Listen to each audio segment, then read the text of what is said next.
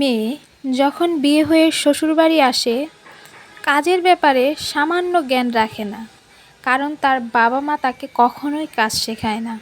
বড় করে প্রিন্সেসের মতো করে, হোক সে গরিব ঘরের কিংবা ধনী ঘরের। প্রতিটি বাবা মায়ের কাছে তাদের মেয়ে প্রিন্সেস, কিন্তু বিয়ের পর এসে কিছু কিছু মেয়ে অথৈ সাগরে পড়ে যায়। নানা দিক থেকে তাদের কাজের শিক্ষক শিক্ষিকা তাদের শেখাতে শুরু করে। সে শেখার চেষ্টা করলেও অনেকে সেটা মেনে নিতেও পারে না। অনেকে তার 50 বছরের কাজের অভিজ্ঞতার সাথে কম্পেয়ার করে। আসলে সেটা কি ঠিক? কতটুকু ঠিক? হে এভরিওয়ান, আসসালামু আলাইকুম। Welcome back to my new another blog. নতুন একটি ব্লগে আপনাদের আবারও স্বাগতম। তো সকালবেলা আমি এখানে উঠে পড়েছি, সব পর্দাগুলো খুলে দিলাম। দেখলাম যে অনেকটা রোদ উঠে গেছে।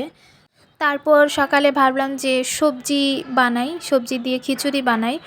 তো এখানে আমি সবজির খিচুড়ি বানিয়েছিলাম সকালবেলা, আর সাথে ছিল ডিম ভাজা, আর সাথে ছিল আচার। খুব সিম্পলভাবে আমি সকালের নাস্তাটা করে, আমার হাজব্যান্ডও তাই খেয়েছিল। করার পরে আমি ফার্নিচারগুলো মুছলাম। তো যদিও সবগুলো আমি এখানে ভিডিও ক্লিপ দেখাইনি। তারপরে এখানে দেখলাম যে অ্যাকোরিয়ামগুলো অনেক নোংরা হয়ে গেছে। ভাবলাম যেগুলো একটু আজকে পরিষ্কার করে নিই, আর সেগুলো আপনাদের সাথে একটু শেয়ার করি। তো অ্যাকোরিয়ামগুলো আমি পরিষ্কার করে নিলাম, আর অনেকটা নোংরা হয়ে গিয়েছিল, তাই একদম ঘষে মেজে পরিষ্কার করে নিচ্ছি। পরিষ্কার করার পর মনে হচ্ছে যে অনেক সুন্দর লাগছে, আপনারা দেখলেই বুঝতে পারবেন। তো এই তো পরিষ্কার করা হয়ে গেছে। তো আমি জায়গায় রেখে দিলাম। এখন গাছগুলো পরিষ্কার করে নিয়েছিলাম, তো গাছগুলো রেখে দিলাম। তো এটা রাখার পরে মনে হলো যে আরেকটা মিনি অ্যাকোরিয়াম আছে মাছের, তো সেটাও আমি ক্লিন করি। আর এটা দেখতে অনেক সুন্দর লাগছে না? যাই হোক, এইদিকে আমি এটাও দেখে মনে হলো যে পরিষ্কার করে নিই। তো এটা আমি পরিষ্কার করতে চলে এসেছি। তো এখানে অনেকগুলো মাছ ছিল, পানি অনেক বেশি নোংরা হয়ে গিয়েছিল। দেখলাম যে একটা মাছ মারা গেছে।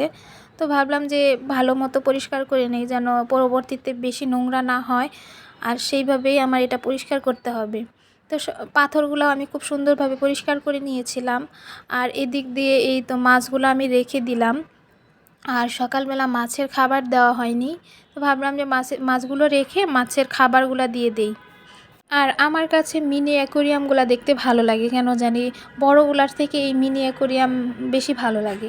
তারপর এখানে সাবানের পাউডার শেষ হয়ে গিয়েছিল, ভাবলাম যে নিয়ে আসতে বলেছিলাম, নিয়ে এসেছে। তো ভাবলাম যে এটা বোতলে উঠে রাখি, আর বোতলে রাখলে আমার এটা ইউজ করতে সুবিধা হয়, আর ভিতরে একটুও পানি যায় না।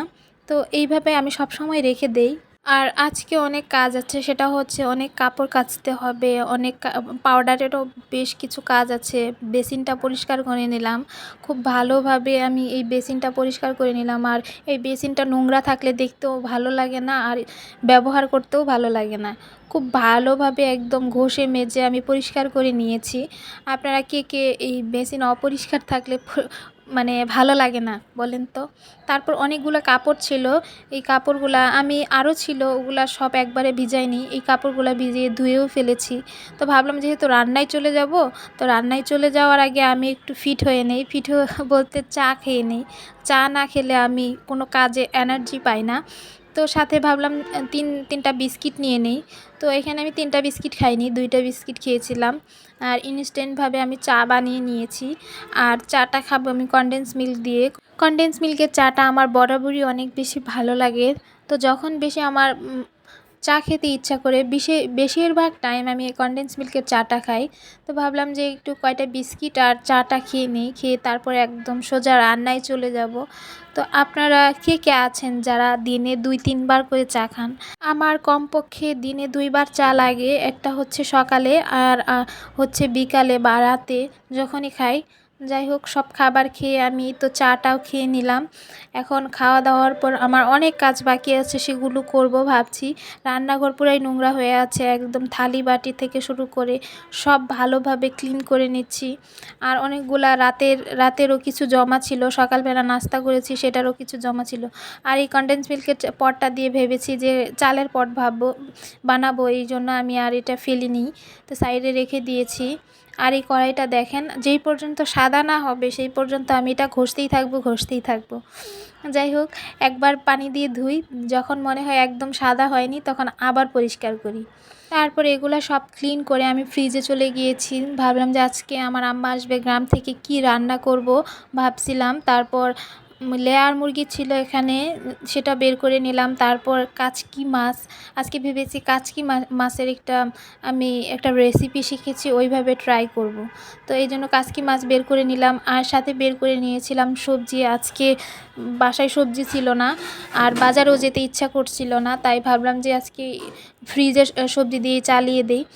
আর যেহেতু কাচকি মাছের আমি একটা আইটেম বানাবো, সেখানে একটু পেঁয়াজের পরিমাণটা একটু বেশি লাগবে, তো ভাবলাম যে একটু পেঁয়াজ কেটে নেই।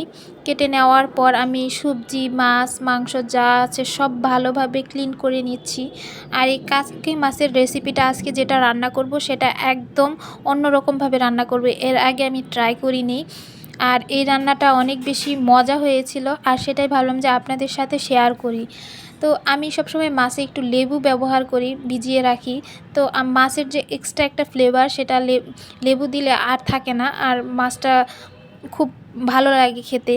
আর এদিকে আমি কাচকি মাছটা রান্না করতে চলে এসেছি। এটা আমি আপনাদের সাথে শেয়ার করেছি শর্ট ভিডিওতে, ওটা রান্না হয়ে গেছে। আর এই দিক দিয়ে আমি লেয়ার মুরগিটা রান্না করব, যেহেতু বাটা মশলায় সবসময় আমি রান্না করি, আর বাটা মশলায় লেয়ার মুরগিটা অনেক বেশি মজা লাগে।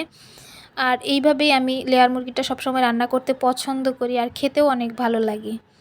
তারপর আমি এই তো লেয়ার মুরগি রান্না বসিয়ে দিয়েছি, প্রায় হয়েও এসেছে। আর এখানে আমি গরম পানি ব্যবহার করেছি, আর নামানোর আগে এখানে গরম মশলার গুঁড়া দিয়ে দিচ্ছিলাম। তারপর আমার হাজব্যান্ডের তরকারিটা আমি রান্না করে নিলাম। আর এই তরকারিটা তো আমি খেতে পারি না, কারণ হচ্ছে এটার ভিতরে শুধু একটু বাটা মশলা আর হলুদের গুঁড়া আর লবণ দেওয়া থাকে। তো এটা রান্না করার পর ভাতও বসিয়ে দিয়েছি। এর মধ্যে দেখি আমার আম্মাও চলে এসেছে। ভাবলাম যে কি এনেছে আপনাদের সাথে একটু শেয়ার করি। এখানে দেশি মুরগি ছিল 2টা, আর ওখানে পাতা ছিল, ধনিয়ার পাতা, অনেক রকমের পাতা যেগুলো আমরা গ্রামে এখানে পাওয়া যায় না, সজের পাতা। আর এখানে ছিল হচ্ছে অনেক সিম। তো যদিও তাকে আমি এসব আনতে মানা করেছিলাম, তারপরও এনেছিল। পেঁপে ছিল, এই পেঁপেগুলো অনেক বেশি মজার। আর এখানে ছিল অনেক মজার এই বড়ইটা, আমি অনেক বেশি পছন্দ করি, টক বড়ই। আমি মিষ্টি বড়ইটা খুব বেশি পছন্দ করি না, তবে টক বড়ইটা অনেক বেশি পছন্দ করি, এই জন্য এতগুলা বড়ই নিয়ে এসেছে। আবার এখানে শুকনা বড়ইও ছিল আচার দেওয়ার জন্য, সবগুলো আমি ঢেলে নিলাম। আর এই বড়ইয়ের আচারটা অনেক বেশি মজার হয়, বানাবো, আপনাদের সাথে শেয়ারও করব। আর এদিকে ছিল দেখেন ডিম, দেশি ডিম খেতে আমারও খুব ভালো লাগে। আমি তো একসাথে 3-4টা ইজিলি খেয়ে ফেলতে পারি, আর এটার টেস্টও অনেক বেশি ভালো। আর ভিডিওটা কেমন লাগলো অবশ্যই কমেন্ট করে জানাবেন। সবাই অনেক বেশি ভালো থাকবেন, সুস্থ থাকবেন। আজ আসি, আল্লাহ হাফেজ।